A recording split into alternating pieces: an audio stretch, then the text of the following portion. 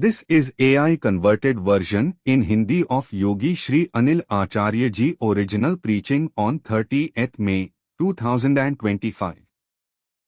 पुनर्जन्म के बारे में चर्चा करें। हिंदू सनातन का तर्क है और हमारे महाद्वीप में हिंदू, जैन, बुद्ध, सिख की तरह हम उस पर विश्वास करते हैं। हाँ, कभी कभी इसके स्पष्टीकरण अलग अलग विश्वास के साथ अलग लेकिन मृत्यु के बाद पुनर्जन्म कर्मों के आधार पर होता है। पुनर्जन्म को हम पुनर्जन्म या पुनर्जन्म कह सकते हैं। पुनर्जन्म दार्शनिक रूप से यदि आप धार्मिक दृष्टिकोण को देखते हैं या साथ ही साथ देखते हैं तो यह एक जीवित प्राणी का गैर भौतिक सार, एक अलग भौतिक रूप या शरीर में एक नया जीवन काल शुरू कारण ही पुनर्जन्म है। जैविक मृत्यु के बाद आत्मा मानव शरीर के अंदर है, अमर है और मृत्यु पर भौतिक शरीर के नष्ट होने के बाद आत्मा केवल रह जाती है एक नवजात शिशु में या भगवान परमात्मा शिव की इच्छा के अनुसार इसे जारी रखने के लिए स्थानांतरित होती है। हम इसे संसरण भी कहते हैं। इसका अर्थ है आत्मा एक शरीर से दूसरे शरीर में। मृत्यु के बाद यह भारतीय धर्म का एक केंद्रीय बिंदु है, चाहे वह हिंदू धर्म हो, बौद्ध धर्म हो, जैन या सिख धर्म।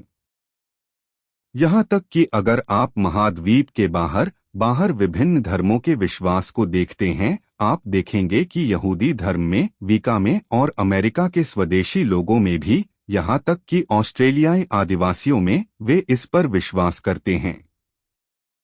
कुछ प्राचीन यूनानी ऐतिहासिक जैसे पाइथागोरस, सुकरात और प्लेटो ने आत्मा के पुनर्जन्म या प्रवास में विश्वास व्यक्त किया।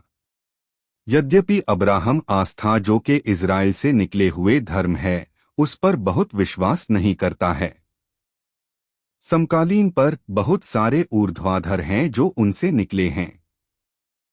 कैथेरिज्म की तरह अल्विट्स, हसीदिक, यहूदी धर्म, ध्रस, कपिलिस्टिक, रेस्टेरियन और रोसेरिक कीन्स पुनर्जन्म पर विश्वास करते हैं।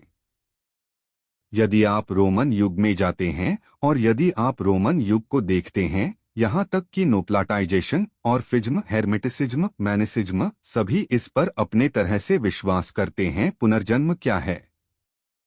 यह एक ऐसी शब्द है जो लैटिन शब्दों से आया है और इसका अर्थ फिर से शरीर में आत्मा का प्रवेश करना है।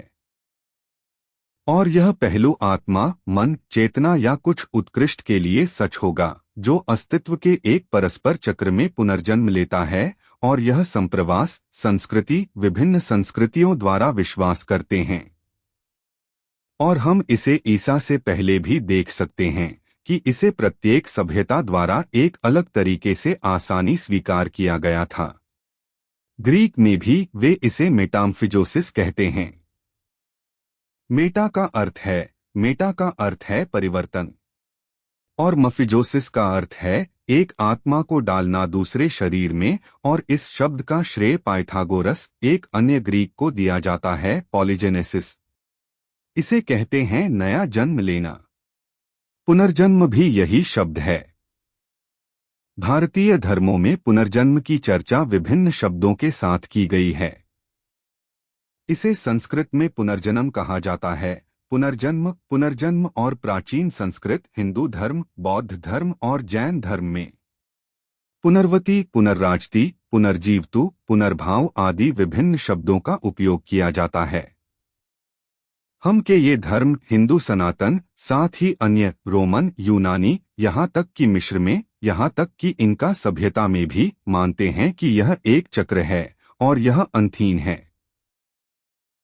जब तक कोई आध्यात्मिक अंतर्दृष्टि प्राप्त नहीं करता है जो मुक्ति की ओर ले जाने वाले चक्रीय को समाप्त करता है। और हिंदू सनातन धर्म में यह नैतिक जीवन और विभिन्न प्रकार के ध्यान, योगिक और अन्य आध्यात्मिक प्रथाओं और भक्ति के माध्यम से आध्यात्मिक मुक्ति प्राप्त करने का अवसर है। और हम विश्वास करते हैं और हमें अभ्यास भी करना चाहिए कि पुनर्जन्म के इस चक्र से मुक्ति ही परम आध्यात्मिक लक्ष्य है और मुक्ति का आह्वान है। मोक्ष, निर्वाण, मुक्ति और कवल्या।